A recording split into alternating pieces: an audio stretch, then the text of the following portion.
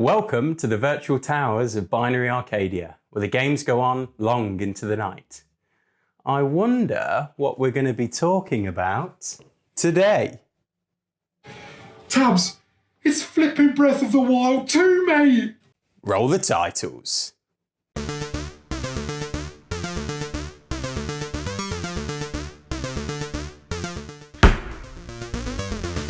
Hello everybody. So following the format of previous analysis videos, I'm just going to give us a whistle-stop tour of what my main take and theory is on Breath of the Wild 2. I do not have my co-host where I am currently, so his engineering skills are missing, and this rig is slightly less quality build-wise, but we'll get by and we'll make do. So to start us off, we'll rip away this first flip chart page, and it works smoothly. Rich, you'll be happy with that one. We have got three of our main characters, two protagonists, and then our main antagonist in the middle there. So who have we got? Link to begin with, and we've got Zelda. It seems to be after Breath of the Wild 1's conclusion. They are now together, working in sync with one another, and seemingly visiting some sort of catacombs under Hyrule Castle, with which we see them disturb some sort of corpse. Now, I'm pretty certain that there's always a chance that this could be a prequel, but I'm pretty certain the fact that it's labelled as the Breath of the Wild sequel is in development, we see Link and Zelda together, that it has to be after the events of Breath of the Wild 1.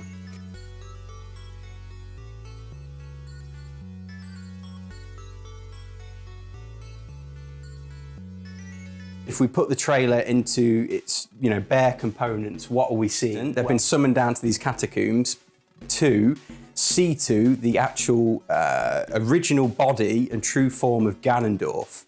So in the first Breath of the Wild, we actually fought against Calamity Ganon, which I think we're going to find out is literally just a facade. It is, if you like, the essence of Ganon. So we see in the trailer the corpse lying there and this kind of malice-like substance which is oozing out of the body of Ganondorf. And I think that's literally the essence of Ganon, which made up Calamity Ganon and all of the troubles it caused in the first game. So in fact, this is actually building up to an even greater evil, a more powerful evil, in so far as the resurrection of the true Ganon, or true Ganondorf. We see these dreadlocks on the corpse for starters. We also see there's like a light in the middle of his forehead, and I'll put up a picture on screen about now comparing art of Calamity Ganon with the same light in his forehead with what we see in the new trailer.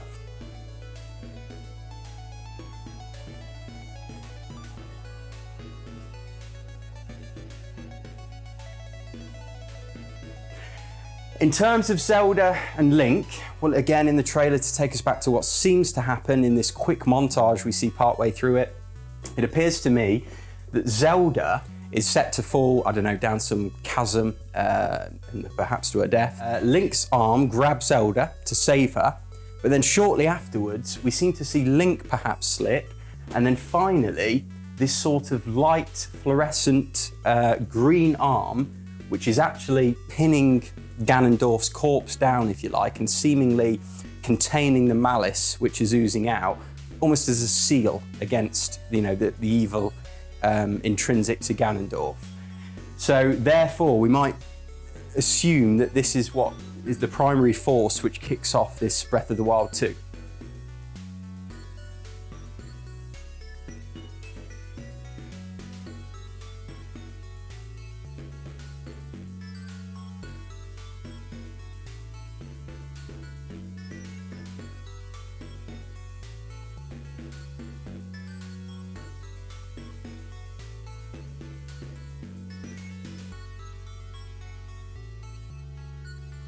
So Zelda slips, Link grabs her, Link slips, arm saves Link and Zelda, but in doing so is released from sealing Ganondorf's evil, which then kicks off the resurrection of Ganondorf. We see the castle rising at the end of the trailer, and it's all gone to hell again, essentially. My personal theory, because again, we've got to be careful. We're moving on from one game to a second game. There's progress, there's continuity. It would seem daft and difficult for Nintendo to somehow strip Link of everything he's earned and achieved in Breath of the Wild 1. And I'm talking about heart containers, I'm talking about his stamina bar. So to get out of that scenario, what they could do, and we can already see that he doesn't have his Sheikah Slate, and perhaps that's because he's given it back to Zelda, who is, as far as we're aware, the rightful owner. So I think the main mechanic in this new game is going to be in the form of this kind of Twilight, as I'm calling it, Twilight arm, which we saw sealing Ganon.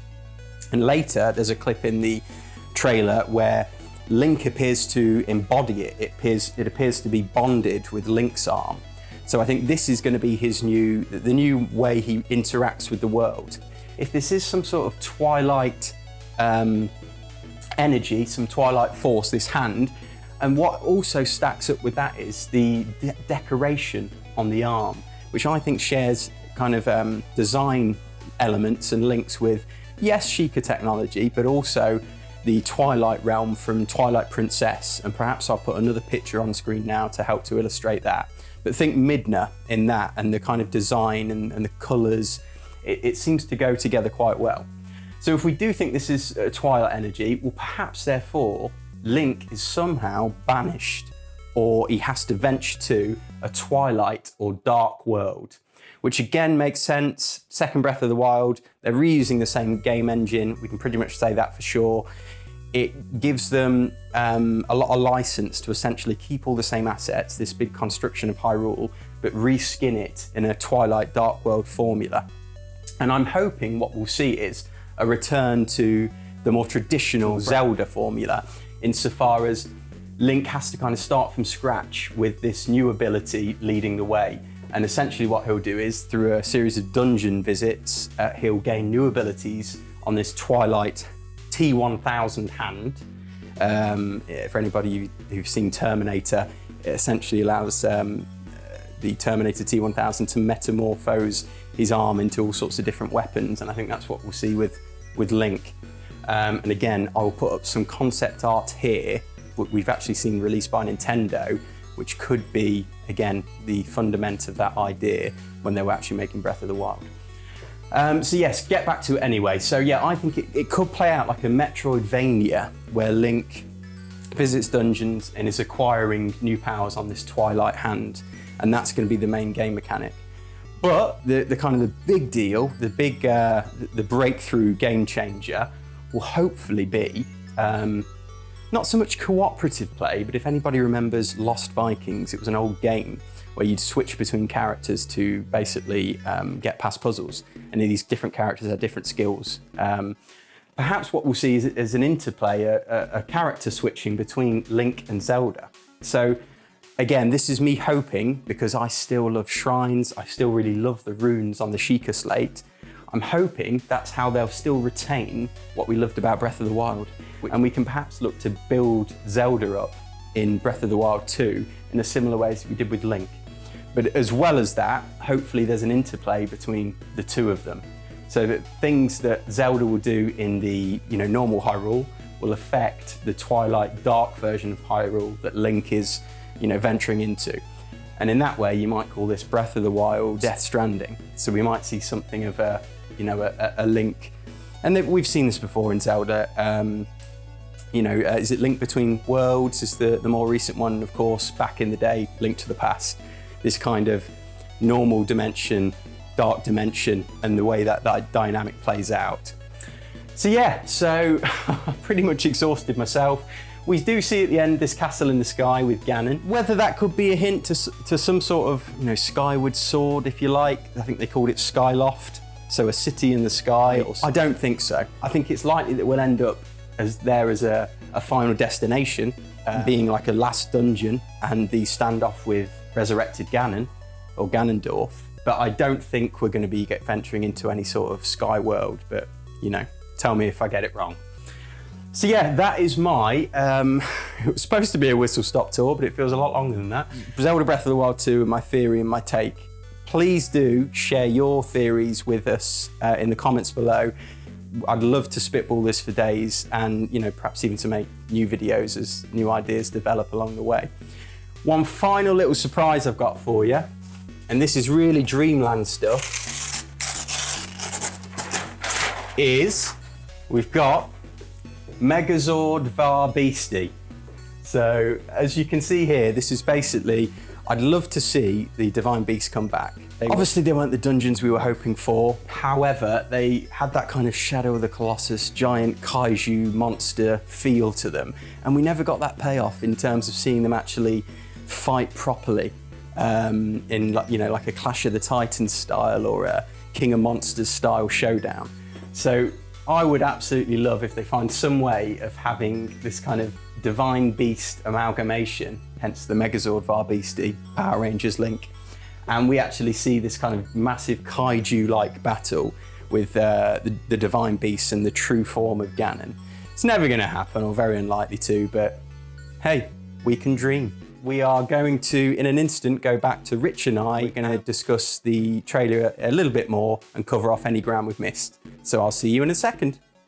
Right then, Rich. So what did you make of the Breath of the Wild 2 trailer? Well, firstly, this is probably the biggest surprise for me in the games industry this year, I would say. I wasn't expecting this at all. And it's really funny because you have for a long time campaigned that they will do like a quick turnaround of one, and I've said all along, no, it's absolutely rubbish, Tabz. It's going to be years till we see another Zelda. This type of Zelda, I'm putting Link's Awakening to one side because it's a remake. And I was absolutely adamant that you were wrong on that, and I needed to eat some humble pie when I saw this, and they sort of announced that it would be a fairly swift turnaround. So I think there was a collective willing of the industry for Nintendo to do what they did with Majora's Mask. So reusing the assets from Ocarina of Time, and they turned that around in I think 2 years. So a lot of the journos, influencers out there were kind of saying and hoping, hopefully they do this, and they kind of have almost. Yeah, even down amazing. To the dark tones and themes we're seeing in the Breath of the Wild 2 trailer. It's very similar to the themes in Majora's Mask. So definitely. When you complete, and this is not really a spoiler, I don't think, when you complete Breath of the Wild, the sort of last shot of the completion is Link and Zelda like walking away. Yeah, and the tease of some sort of adventure together. Yeah, exactly, as if they're going off to do something else, And it's really interesting that this trailer literally starts almost as if it's from that point. They've gone off together and they're in this place. So I thought that's quite interesting, and that links as if it's almost immediately after what transpires in Breath of the Wild. So that's a really interesting point. And I mentioned it in the flip chart buzz, but just to give a bit more detail, I believe it was IGN posed a question to Enuma. I think he's the director of Breath of the Wild, and this second one, about cooperative gameplay. So I think, again, there's been a lot of a collective hope in the industry that Zelda will at some point be a playable character. And he didn't confirm it, but he said words to the effect of, oh, it's very interesting that you mentioned cooperative gameplay. It's very interesting, something like that. So I think there's going to be something done with that. Whether it's just switching characters, perhaps a bit of couch co-op, as we've seen Nintendo do with Mario Odyssey. See, I'd like to see it go further than that. I'd like to see a bit more of that. Maybe an online element. So maybe I could dip into your game online. Maybe you could dip into my game online. I would love to see that, like almost a bit Death Stranding-y. Well, yeah, more like an online co-op, but so you're playing your game, but actually I can drop in and sort of help you do bits by, I'm sat on my couch or whatever. That would be absolutely amazing. I think the problem is it's Nintendo's track record with online play. Yeah. It just sounds a million miles above what we know their services online are really capable of. So, but that's hope and pray, but I think we should probably scale back some of our expectations. How good would that be, though? How good would that be? Mate, it would be all our dreams come true. We loved playing Breath of the Wild 1 together, side by side. This literally means we can be a part of one another's adventure. I mean, amazing. I couldn't ask for more. No. But yeah, what else did we see in the trailer? But I think you've pretty much nailed on what it looks like to be going on, and definitely I think you're absolutely bang on that is the true form of Ganondorf. Seems to be, like I said, we were looking into the kind of reversed voice soundtrack a bit to see if we could get any of the clues from that, which was inspired by you. We tried it, but we just didn't seem to get anything discernible from it. I do know, though, that there's another commentator out there, and if I can find who he is, I'll try and credit him. But he suggests that there's a similar tune, the song, or if you like, melody, is similar to, I think, something from Skyward Sword. And he's somehow linked up, and he thinks that this could be Demise, which is like the ultimate evil. Almost below Ganondorf. It's almost like Ganondorf channels Demise. Okay.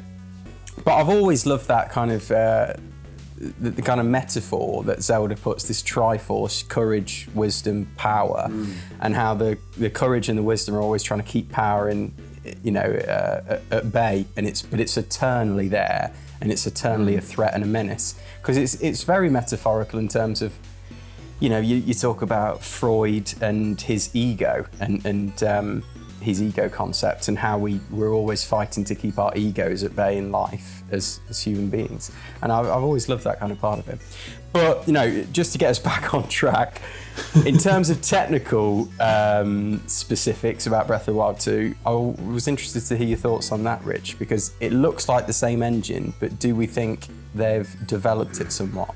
What did you make from... Well, do you think this will be, because obviously Breath of the Wild was actually a Wii U game, and they sort of ported it to the Switch with some minor improvements, but I don't think they're massively noticeable in mine. Do we think this is going to have a slight overhaul and properly utilise the Switch its capabilities? So. Yeah. I mean, it's difficult to say in the trailer because for the most part we're seeing interior locations, and in interior locations you can always put a bit more detail into the rendering. But from my point of view, whether this is true or not, it seemed to me that there was a bit more care and attention to the geometry. The lighting perhaps seemed to be a little bit better, seemed to be a bit more nuance, subtlety. I mean, I'm not a technical guy in that respect, but for my eyes, whether it's excitement or rose-tinted goggles, but it did look a bit better to me, I thought. Yeah, definitely. It certainly seemed a bit more moody, which often is a good sense that the graphics have moved forward a bit, because it's easier with lighting and colours and stuff. Oh, I thought the direction of the trailer was beautiful, like with that little rat that you see in the malice. Yeah. They had some wonderful kind of cinematography going on with it. But no, I'm really excited. I just want more. I'm craving more detail so we can. So I think, would it be good to finish off this video, maybe, Tabz, what we'd like to see in Breath of the Wild 2? Yeah, I suppose so. I mean, I've basically said it on the flip chart. I want more shrines. I want to keep the runes with maybe a couple more introduced, and let's park that with Zelda, because that can be her bag. But I also want the new elements we see with this Twilight arm, and for Link to have a kind of a fresh lease of life and adventure. So that, like I say, this dark world element, and hopefully some actual dungeons. Let's return to that dungeon format where they're not just these divine beasts, which were okay, but like proper, full-on, fully fledged, full fat, juicy dungeons. That's what I would like. About you, Rich? So, absolutely agree with all of those things. It would be really nice, as I previously said, to have some online co-op. I'd like that. I think that's literally fully in Dreamland at that point. But I think the way that the castle came up, as if it was like a tomb opening to release the evil across the world, I wonder whether the world will be a very different place. So previously we saw hot spots, shall we say, where this Calamity is like there, the ooze with the eyes and stuff. I wonder whether the whole landscape will change and maybe it's covered in that, maybe. Well, this is it actually. It's interesting that you say that, because there is an overview shot of Hyrule at one point in the trailer, and all, any scrap of Sheikah technology, so I'm talking towers, shrines, and the big kind of pillars outside the castle, they're gone. Yeah. So how they're going to explain that away, it's hard to say, but clearly they've stripped it back to just the bare bones, and it will be interesting to see how they knit it all together. So, yeah. I guess there's a possibility they could have done a Kojima and completely messed around with the timelines, and what we're actually seeing there is the end of Breath of the Wild 2, and it's actually a prequel, and what we're seeing there is the calamity coming out to be over the landscape like it is in Breath of the Wild. It's absolutely possible, because like Kojima, as you say, Nintendo have been fast and loose and done a fair bit of retconning with the Zelda series, and the timelines are a nightmare if you put them down on paper. So it's very possible. And I was trying to think of that actually. Could this be a prequel? When they first defeated Ganon and the whole 1,000 years ago thing that we saw in Breath of the Wild. And fans have pointed to, I think, Zelda's hair, because it's shorter. What's the meaning there? But I'm still set on it being a sequel. They literally say, don't they, at the end, it's a sequel. It just looks set up, but who knows, eh? Who knows? Yeah, it's interesting, isn't it? Needless to say, supremely excited about this one. Well, it's another magical weekend in the diary for us at some point, Rich. Absolutely, definitely. But I think we're going to have to wait at least a year. I mean, very hopefully a release holiday next year, but most likely 2021.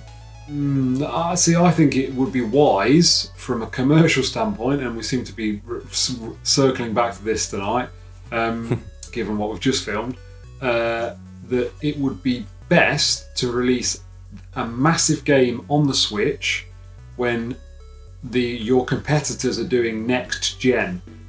Absolutely. So which is next year. So while they're going, oh, come and buy an Xbox, come and buy a PlayStation, all the Switch fans will go, no, I'm all right, thanks. I'll buy the sequel to the best game of all time, thanks. It's like one of the only IPs that could possibly contend with, a next-gen reveal, full fat. So I think you're absolutely right. It would make absolutely sense for them to do that whole, Disneyland, Nintendo, Breath of the Wild 2 booth experience at next year's E3 and have a playable, version of it. And then say Holiday 2020. I'm going to put Holiday 2020 on this. I'd love it, mate. I'd love it. The only other thing about that is Breath of the Wild came out in 2017, I believe. So if you look at it like that, then that's 3 years to complete the game, really. And especially if you're reusing some assets from the original, then that doesn't sound out of the way. Yeah, I mean, this trailer gives the impression that they're fairly far along with things, and it's into development. And I think Nintendo have been documented as hiring staff for a project that looks to fit the bill for Breath of the Wild 2 some time ago. So very possible. Let's cross our fingers. So with that being said, Richimus, should we sign this one off? Definitely. Go for it, bud. So thank you everybody for watching. Again, please share your comments below. We'd love to hear your theories. If you did enjoy the video, please give it a like. It really helps the channel out and will hopefully help us grow as a gaming community. If you didn't like the video, well then, please let us know a dislike, because feedback is always very welcome. And don't forget to subscribe to the channel if you want to see more from Rich and I, and ring that bell for notifications. And I think that's about it. Another one for the archives. Stamps are completed.